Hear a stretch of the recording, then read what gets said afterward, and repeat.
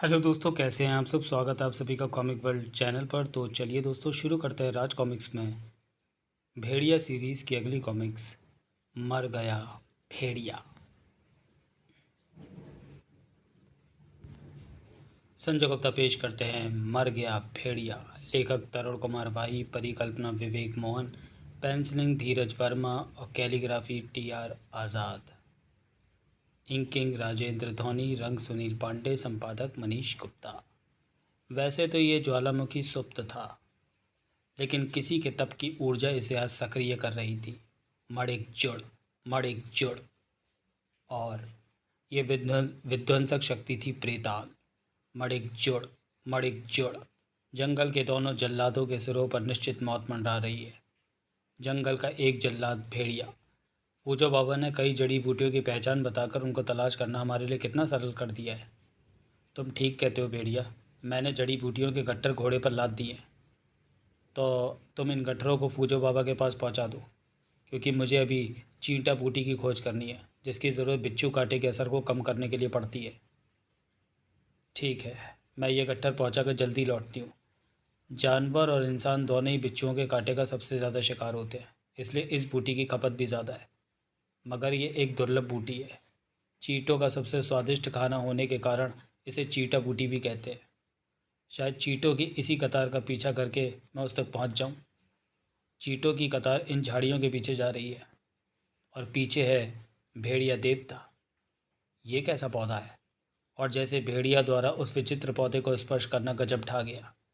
पौधे का आकार तेजी के साथ बढ़ा और उसका कटीला पंजा भेड़िया की कलाई से जा चिपका। पौधे का आकार बढ़ गया। उफ, इसने तो मेरी कलाई जकड़ ली। पौधा जीवित कैसे हो गया? कैसा रहस्य है ये? उफ, इसकी पकड़ तो बहुत मजबूत है। मुझे अपनी कलाई से छुड़ानी होगी। उफ, ये काफ़ी मजबूत है। ये तो मेरी कलाई उखाड़ डालेगा। तड़ाक! ये अपना आकार बढ़ाता चला जा रहा है।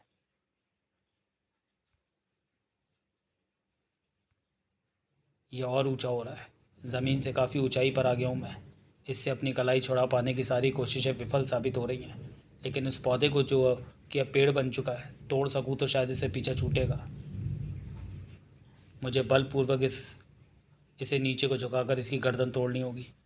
भेड़िया की इच्छा पूरी नहीं हो पाई। उससे पहले ही पंजे का कसाव ढीला पड़ गया और उफ! ओह, इसने तो मुझे छोड़ दिया। शायद ये समझ गया है कि अगर ये मुझे पकड़े रहा तो अब ये टूटने से नहीं बचेगा।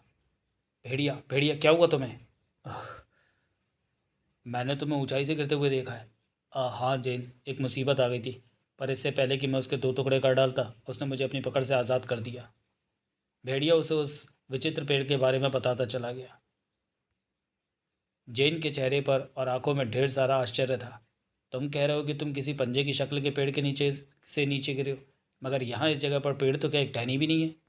मगर वो पेड़ तो था इसी जगह पर। मैंने तुम्हें किसी पेड़ से नीचे गिरते हुए नहीं देखा।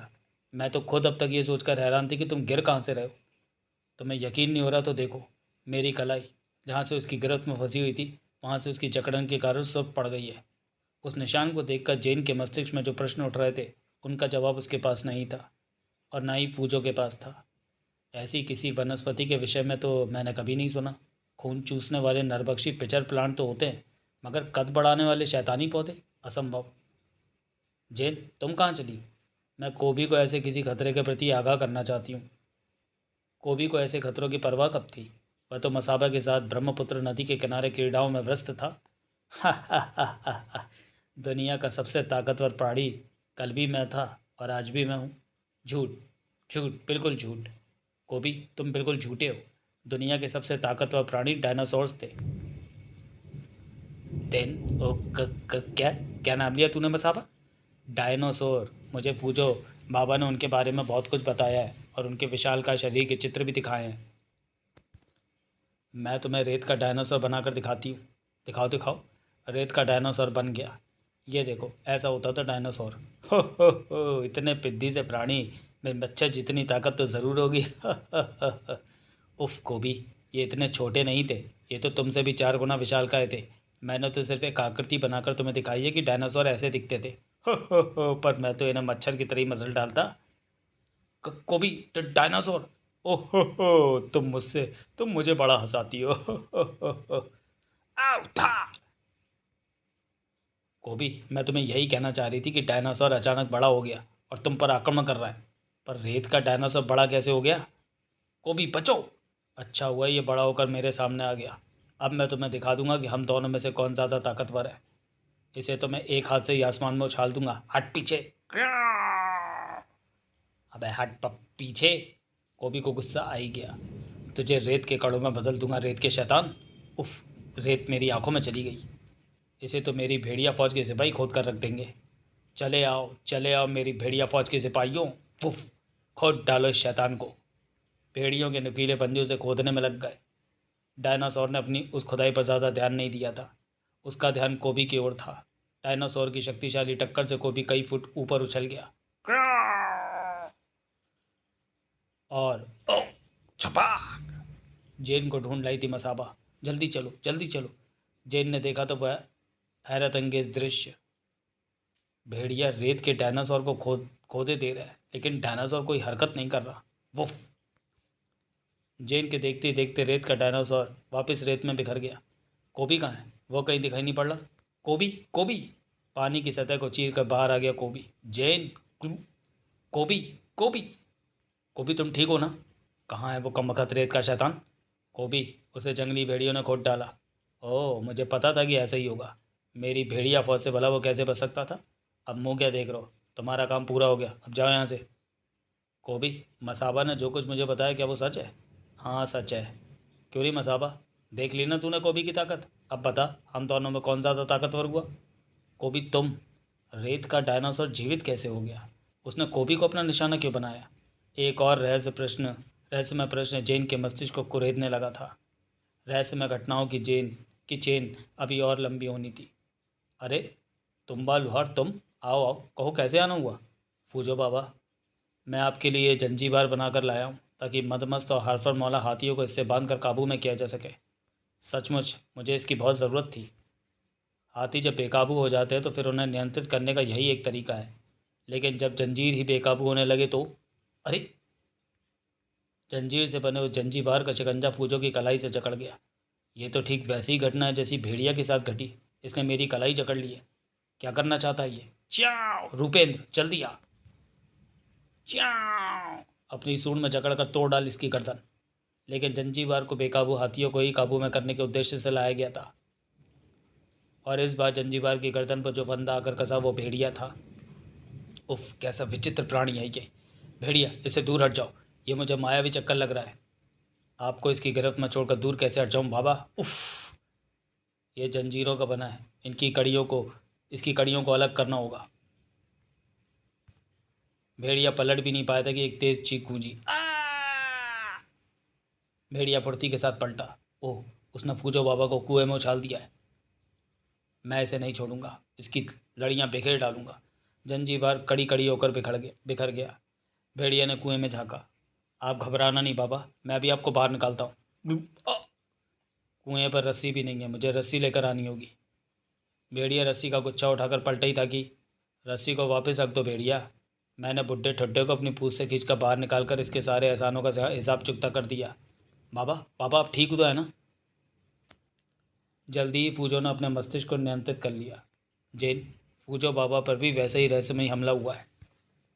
काश तुम भी देख पाती इस जंजीर को जीवित होकर बाबा पर झपटते, जिसे मैंने कड़ियों में बदल दिया है। यह ऐसा तीसरा रहस्यमय हमला है भेड़िया। तीसरा? हाँ भेड़िया, मैं यही बताने तो यहाँ आई थी कि रेत के डायनासोर ने अचानक जीवित होकर कोबी पर हमला कर दिया था, पर मेरी भेड़िया फौज ने खोद डाला कमबख्त को। बाबा, ये जंजीर आपके पास कहाँ से आई? इसे तुम्बा सरदार मेरे पास लाया ज़रूर था, पर इस घटना में उसका कोई हाथ नहीं है, क्योंकि बाकी घटनाओं में तुम्बा का कहीं नाम नहीं आया है। वैसे भी तुम्बा एक शरीफ और सीधा साधा इंसान है, तो फिर इन घटनाओं का आखिर क्या उद्देश्य हो सकता है? फ़िलहाल इस बारे में मैं कुछ नहीं कह सकता, लेकिन अभी संकट टला नहीं था। मैं शाम की सैर करने जा रही हूँ। उस अज्ञात संकट के प्रति वह सजग थी।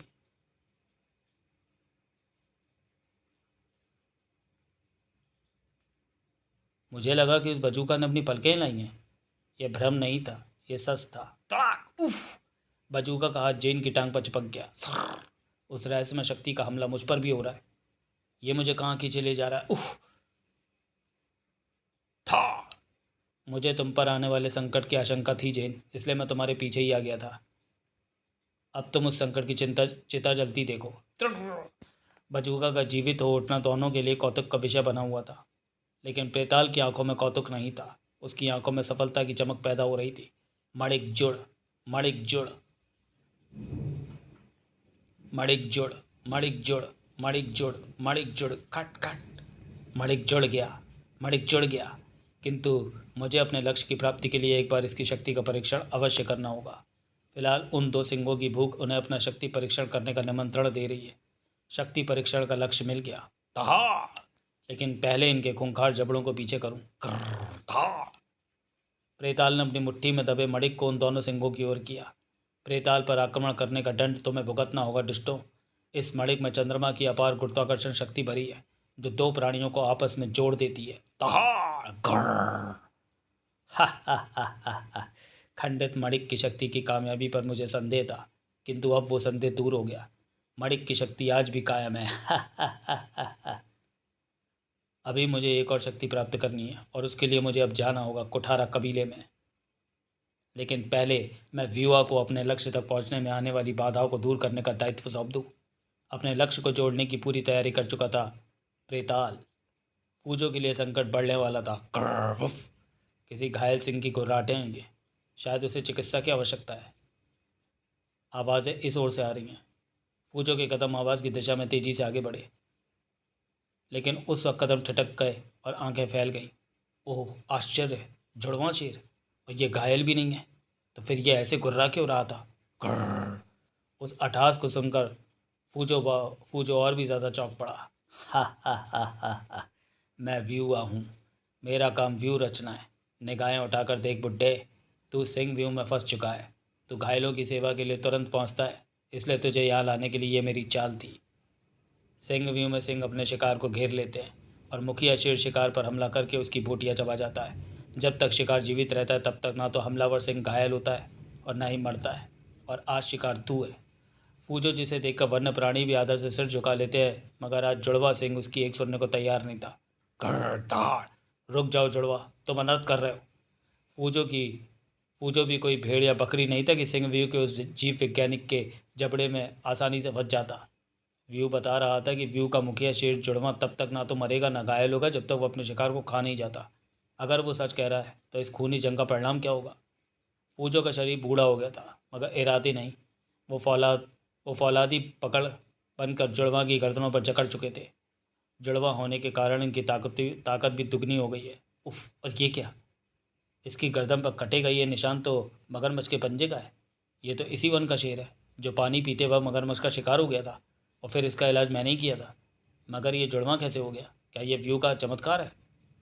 लेकिन अगर ये व्यूआ का चमत्कार है तो फिर इसका मतलब कि व्यूआ के पास सिंगों को जुड़वा बनाने की शक्ति है। व्यूआ ठीक कह रहा था। लकड़ी से घायल होने के बाद इसकी आंखें फिर ठीक हो गई और अब ये दोबारा मुझ पर झपट रहा है। मैं कब तक इसका मुकाबला कर पाऊंगा? तड़ाक! सिंह व्यू में केवल मृत्यु धारती है फूजो, और जुड़वा तेरी मृत्यु है। व्यूआ द्वारा रचे गए सिंह व्यू से तुझे जिंदगी बचाने के लिए संघर्ष का पूरा अवसर मिलेगा, किंतु ध्यान रहे, जैसे ही ये संघर्ष कमज़ोर या खत्म होगा उसके साथ ही तू भी खत्म हो जाएगा। मौत देने का काम तो जंगल के जल्लाद का है, तो फिर मौत देने वो कैसे ना आता? अगर कोई खत्म होगा तो वो तू और तेरा सिंह व्यू होगा। तू इस बुड्ढे का हिमायती लगता है, लेकिन शायद तुझे पता नहीं कि सिंह व्यू में प्रवेश की इजाज़त सिवाय शिकार के अन्य किसी को नहीं होती, और कोई ऐसी चेष्टा करता भी है तो उसे व्यू के शेष जीव सैनिक रोकते हैं। फूजो बाबा के प्राणों के प्रश्न तो मैं सारे संसार के शेरों से भी लड़ जाऊंगा। था! भेड़िया खुद भी मौत से टकरा गया था। इस चक्रव्यूह को तोड़ने के लिए मुझे गुरुराज भाटकी के सिखाए युद्ध कौशल का प्रयोग करना होगा। कच ता कर। लेकिन सिंह व्यू के किसी भी सिंह को घायल करवाना भेड़िया के लिए मुश्किल साबित हो रहा था। मेरे जिस प्रहार के बाद इसे मूर्छित हो जाना चाहिए, उससे इसे लड़खड़ा कर ही रह गया।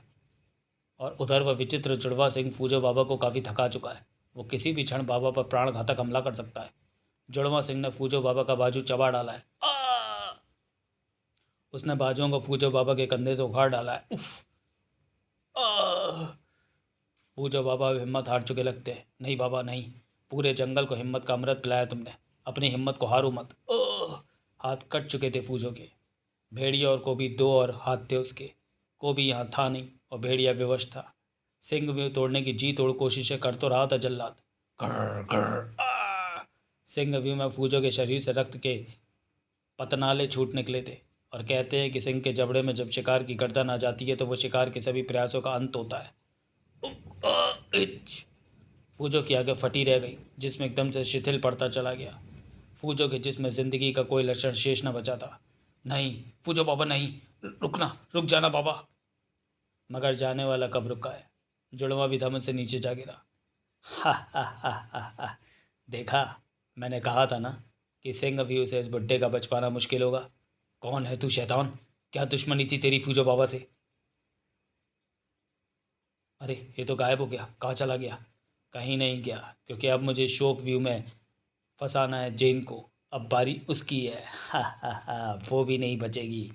व्यूआ के आखिरी शब्दों ने भेड़िया के पूरे शरीर में जैसे भूकंप पैदा कर दिया। जेन? फूजो की मौत ने जैसे पूरे जंगल को स्तब्ध कर दिया था। तुम्हारा फूजो मर गया, क्षमा करना, मैं नहीं बचा पाया इसे। इसे संभालो, क्योंकि मुझे जेन की जान बचाने जाना है। Cook cook.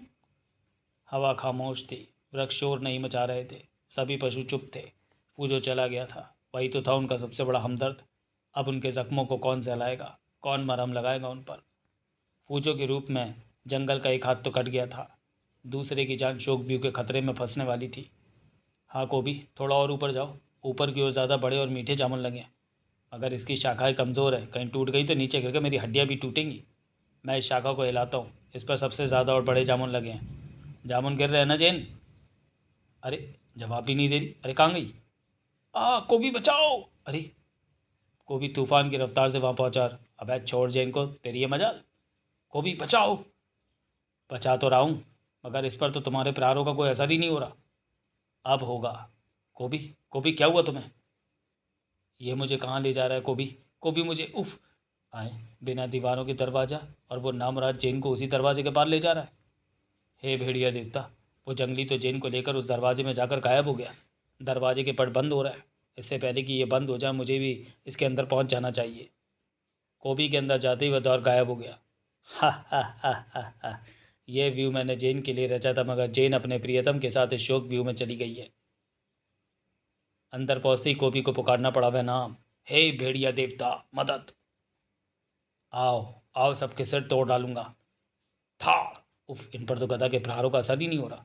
हा हा हा, वो देखो, वो रही जेन। कोबी! जेन! कौन है तू शैतान? व्यूहा। कौन व्यूहा? जिसने इस शोक व्यू को रचा है। इस शोक व्यू में अब तुम दोनों में से एक की मृत्यु होगी और दूसरे को होगा उसकी मौत का शोक। और एक की मृत्यु हुए बिना ना तो ये शोक व्यू टूटेगा और ना ही दूसरा इस शोक व्यू से बाहर निकल पाएगा। अब देखना यह है कि तुम दोनों में इस शोक व्यू में से कौन बाहर निकल पाएगा। थॉर! कोबी! कोबी की गदा का सामना नहीं कर पाएगा तू। उफ! थम! कोबी बचो! थॉर! तूने मुझे भाला मारा। छोड़ो, छोड़ो मुझे। मुझसे टकराओ, सिर्फ मुझसे, क्योंकि जब तक मैं जिंदा हूं तुम्हें जेन को छूने भी नहीं दूंगा। थॉर! नहीं, उसे मत मारो। खच खच! कौन किसे बचाता, क्योंकि दोनों ही तो मौत के मुंह में फंसे थे। थॉर! टनाक! कोबी के किसी भी प्रहार का उन पर असर नहीं हो रहा। गंडासे के वार के बाद भी खून नहीं निकला। उफ, ऐसा लग रहा है जैसे मुर्दों से लड़ाई हो रही है हमारी। खच!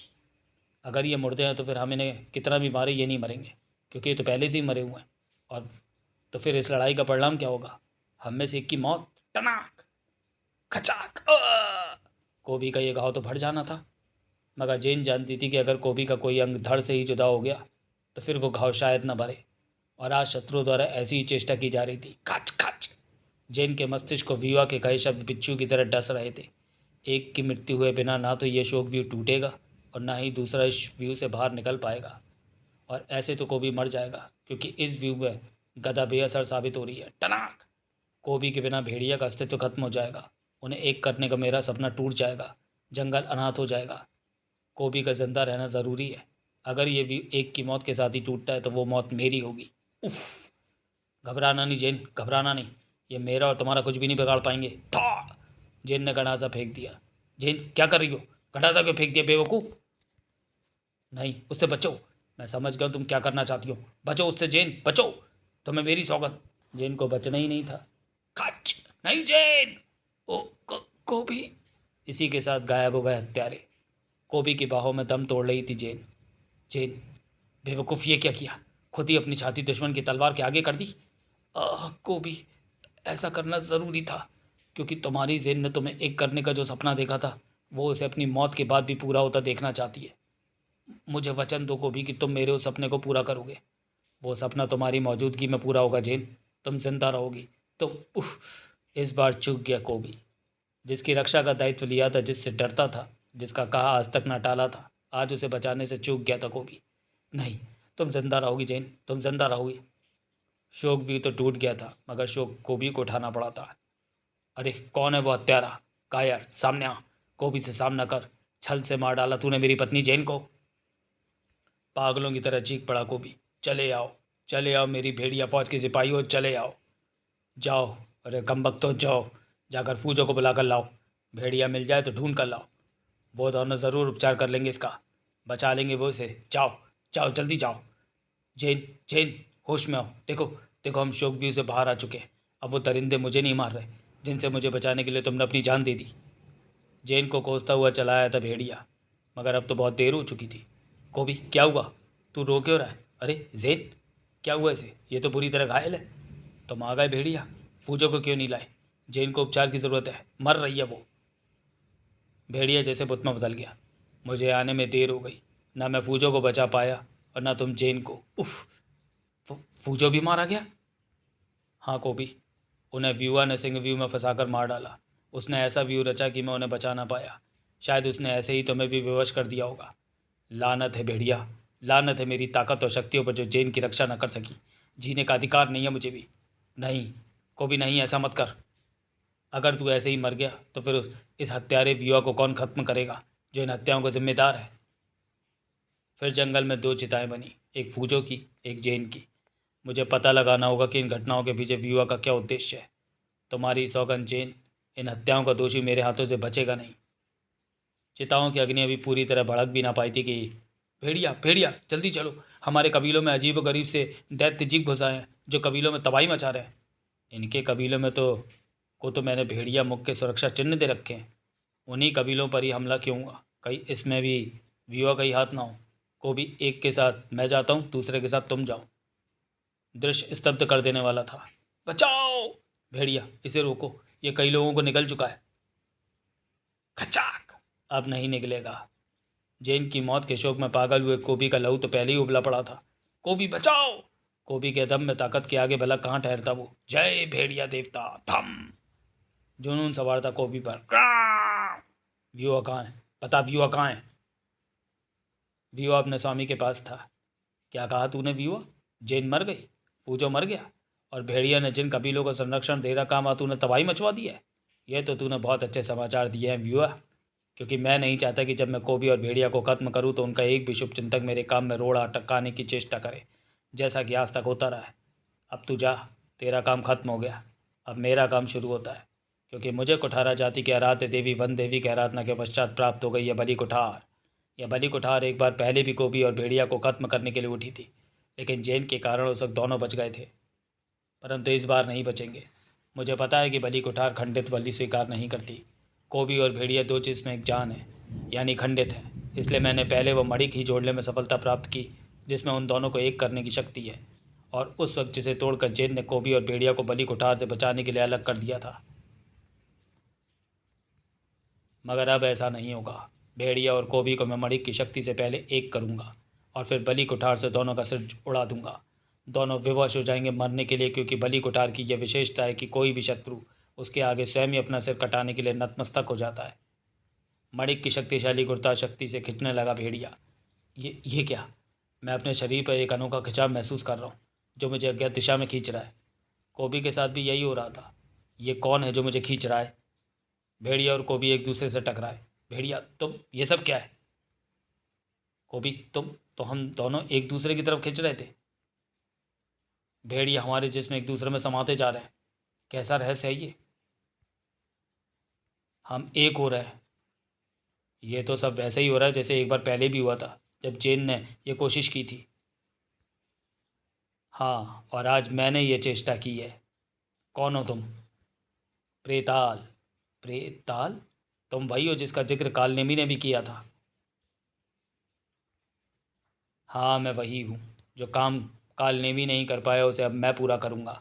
यानी तुम दोनों को खत्म करके भेड़िया वंश को समाप्त करने और संपूर्ण पृथ्वी पर अधिकार करने का काम। और इस काम को पूरा करने के लिए ही मैंने उस वक्त उस मणिक के टुकड़े प्राप्त कर लिए थे जिन्हें जेन ने तोड़ दिया था। उन्हें जोड़ने में मुझे वक्त तो लग गया, पर आखिर में सफलता ही मिली। इसी मणिक की सहायता से मैंने तुम्हें एक कर दिया है, ताकि जब तुम बलि कुठार के सामने आओ तो बलि कुठार तुम्हारी बलि लेने से इनकार न कर दे। हा हा हा हा। बलि कुठार? हाँ, बलि कुठार को मैंने हासिल कर लिया है। इस बार बचाने कोई नहीं आएगा, क्योंकि तुम्हारे सबसे बड़े हमदर्द तुम्हारे फूजो बाबा और जैन को तो मैंने व्यूआ के व्यू में फंसवा कर मरवा डाला है। नीच, तो तू है वो हत्यारा। निसंदेह मैं हूँ, लेकिन तुम मेरा कुछ नहीं बिगाड़ सकते, क्योंकि देखो, मेरे हाथ में थमी है तुम्हारी मौत। प्रकट हो बलि कुठार। और देखो, तुम फिर से एक हो गए हो। बेचारी जेन, तुम्हें एक करने का सपना देखते देखते चल बसी। चलो, चाहे थोड़ी देर के लिए ही सही, पर उसका सपना पूरा तो हुआ। सचमुच कोबी वापस भेड़िया में समा गया था। भेड़िया जो इंसान के रूप में और कोबी जो जानवर के रूप में अलग हो गए थे, फिर से एक हो गए थे। कोबी का अस्तित्व समाप्त हो गया था। अब बचा था सिर्फ भेड़िया, पहले वाला भेड़िया। पूरा हो गया था जेन का सपना। भेड़िया के पास लौट आई थी उसकी सारी शक्तियाँ। गदा, पूंछ, भेड़िया, मुख पटिका, उसकी भेड़िया फौज, उसकी प्रचंड ताकत, उसके फाड़ खाने वाले नाखून। लेकिन बलि कुठार के आगे सब कुछ बेकार था, क्योंकि बलि कुठार में यह शक्ति थी कि उसके आगे उसके धारक का शत्रु अपना सिर कटाने के लिए स्वयं ही झुका देता था। अब मरेगा भेड़िया। हा हा हा हा हा। बलि कुठार किसी भी क्षण भेड़िया का सिर धड़ से जुदा कर देने वाली थी, और आज उसे बचाने के लिए जैन वहाँ नहीं थी, ना ही फूजो था। हा हा हा हा हा। मर गया भेड़िया, मर गया भेड़िया। दो टुकड़ों में जंगल जैसे चित्कार कर उठा, हवाएं जैसे रुदन कर उठी। दो टुकड़ों में कटकर गिर गया भेड़िया। 50,000 साल पुराना जो इतिहास चलता हुआ वर्तमान में आ पहुंचा था, आज बलि कुठार के एक ही झटके ने उसे फिर से इतिहास बना दिया था। हाँ, मर गया था आज भेड़िया। खत्म हो गया था जंगल का जल्लाद। प्रेताल अपनी कामयाबी पर जोरदार अठास लगा उठा। ओह हा। सिर्फ भेड़िया नहीं मरा, गुरुराज भाटकी का सपना मर गया, भेड़िया वंश मर गया। ओह, आओ आओ देखो, तुम्हारा स्वामी मर गया। आज से मैं तुम्हारा स्वामी हूँ, और तुम पृथ्वी की मानव सृष्टि के सिपाही, जो आज से मेरा आदेश मानोगे। ओह, उफ, मेरी मणिका। कौन है यहाँ जो छिप कर वार कर रहा है?